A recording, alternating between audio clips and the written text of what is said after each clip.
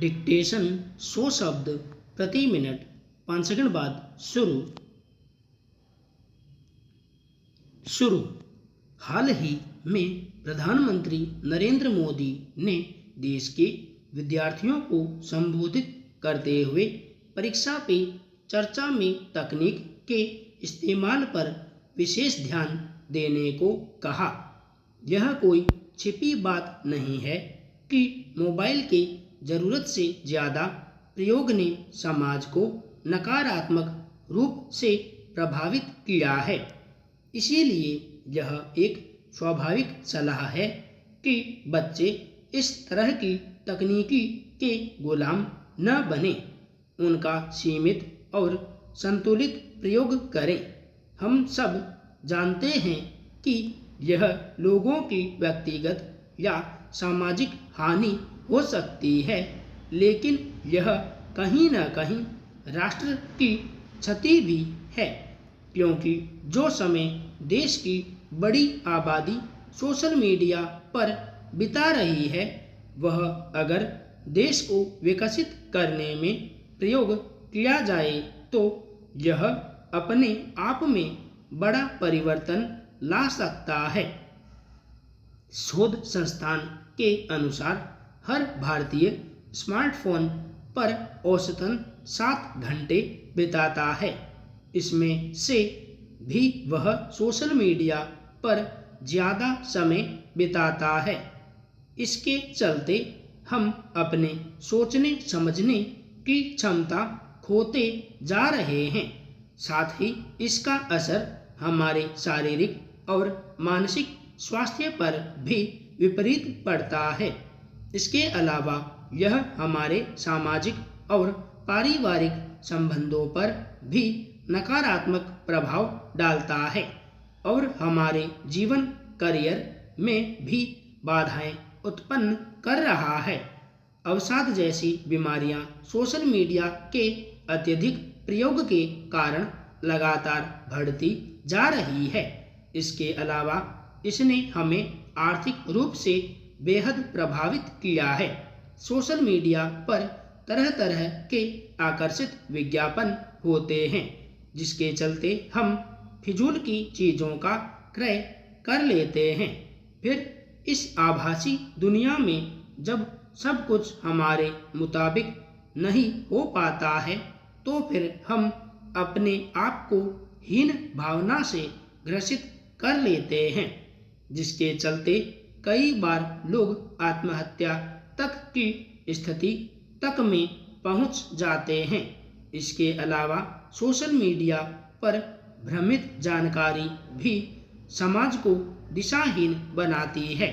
आज social media से हर व्यक्ति लगभग प्रभावित है, इसलिए इसके प्रयोग पर हमें विशेष ध्यान देने की आवश्यकता है। हमारे देश में करोड़ों लोगों की सुबह राम राम बोलकर होती है। यहाँ जितनी इज्जत हिंदी को दी जाती है, उतना ही सम्मान उर्दू को भी दिया जाता है। हर भारतीय आम बोलचाल में हिंदी और उर्दू दोनों ही भाषाओं का इस्तेमाल करता है। आम भारतीय जितना सम्मान रामायण को देता है, उतना ही कुरान को भी देता है। यहाँ दिवाली भी उसी उत्साह के साथ मनाई जाती है जैसे ईद। इस देश की यही खूबसूरती इसे विश्व के अन्य देशों से अलग करती है। लेकिन हमारे देश में कुछ ऐसे मुंहफट नेता भी हैं जो कभी मोहम्मद पैगंबर के नाम पर तो कभी रामचरितमानस के नाम पर विवाद पैदा करते रहते हैं, जो न कभी रामायण को समझ पाए और न कुरान को। वे बस खबरों में बने रहने के लिए कड़वे बोल बोलते हैं ताकि उनकी रोजी रोटी चलती रहे। उनको सिर्फ अपनी राजनीति से मतलब होता है। उनके बोल का लोगों पर क्या असर हो सकता है। यह सोचने की जहमत वे नहीं उठाते। उनका मकसद सिर्फ लोगों के बीच फूट डालकर अपना मतलब निकालना होता है। लेकिन आज हर भारतीय इन बिगड़े बोल वाले नेताओं को अच्छी तरह से पहचान गया है। आज आम भारतीय ऐसे नेताओं के बहकावे में नहीं आता। अब ऐसे विवादित बयानों को जनता अनसुना कर देती है। उन नेताओं का भी इससे कोई भला नहीं होता। इसलिए अच्छा यही है कि कड़वे बोल बोलने के बजाय इन नेताओं को कोशिश करनी चाहिए कि समाज एकजुट रहे। इसी में सबका भला है। न्यायपालिका लोकतंत्र का महत्वपूर्ण स्तंभ है। इसे जन अधिकारों का पहरेदार कहना भी अतिशयोक्ति नहीं होगी। एक न्यायाधीश करोड़ों लोगों के भरोसे का प्रतीक होता है। न्यायपालिका ने अपनी जिम्मेदारी और जवाबदेही को अच्छे से निभाया भी है। ऐसे में अगर न्यायपालिका की पारदर्शिता पर किसी भी कारण से प्रश्न चिन्ह लग रहा है तो इसका हल तलाशना भी उसकी जिम्मेदारी होनी चाहिए। न्यायाधीश की नियुक्ति को किसी संस्था का आंतरिक मसला कहकर टाल देना सच्चाई से मुंह मोड़ लेने जैसा है। यह अफसोस की बात है कि न्याय की डोर संभालने वाली न्यायपालिका अपनी ही नियुक्तियों में न्याय के सवाल पर चुप्पी साध रही है। कॉलेजियम के माध्यम से जजों द्वारा ही जजों की नियुक्ति की प्रक्रिया पर सवाल को देखते हुए संसद में राष्ट्रीय न्यायिक नियुक्ति आयोग विधेयक पारित किया था, जिसे सुप्रीम कोर्ट ने असंवैधानिक करार दे दिया। तर्क दिया जाता है कि इससे न्यायिक नियुक्तियों में राजनीतिक हस्तक्षेप बढ़ेगा। यह समझ से परे है कि आखिर न्यायपालिका के इतने महत्वपूर्ण पदों पर नियुक्ति में सरकार और समाज की हिस्सेदारी को न्यायपालिका की स्वतंत्रता में दखल कैसे कहा जा सकता है। यह सवाल इसलिए भी अहम है क्योंकि कुछ पूर्व न्यायाधीश भी सुप्रीम कोर्ट और हाई कोर्ट में जजों की नियुक्ति की कॉलेजियम की व्यवस्था पर सवाल उठा चुके हैं।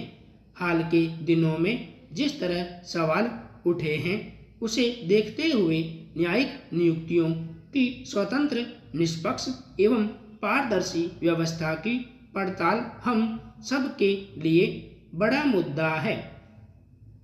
पिछले दिनों मुगल गार्डन का नाम बदलकर अमृत उद्यान रखने की खबर आई और ऐसे ही देश में अलग अलग जगहों के नाम बदले जा रहे हैं। सरकार ने नाम बदलने के पीछे का कारण औपनिवेशिक मानसिकता को पीछे छोड़ स्वतंत्र मानसिकता के साथ आगे बढ़ने के उद्देश्य को बताया। जब इसके बारे में पढ़ा तब मालूम हुआ कि नाम बदलने के बाद पूरी प्रक्रिया में कई 100 करोड़ खर्च आता है। खर्च यानी नाम बदलने के बाद कई दस्तावेज पर और भी अलग अलग जगह नाम बदलने में खर्च होता है।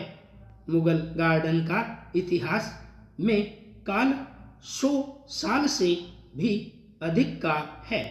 भारत की राजधानी जब कोलकाता से दिल्ली बननी तय हुई तब 1911 में राष्ट्रपति भवन और मुगल गार्डन का ढांचा बनाया। अजीब बात यह है कि मुगल गार्डन का नाम किसी मुगल ने नहीं बल्कि एडविन ने रखा था। संपूर्ण विराम।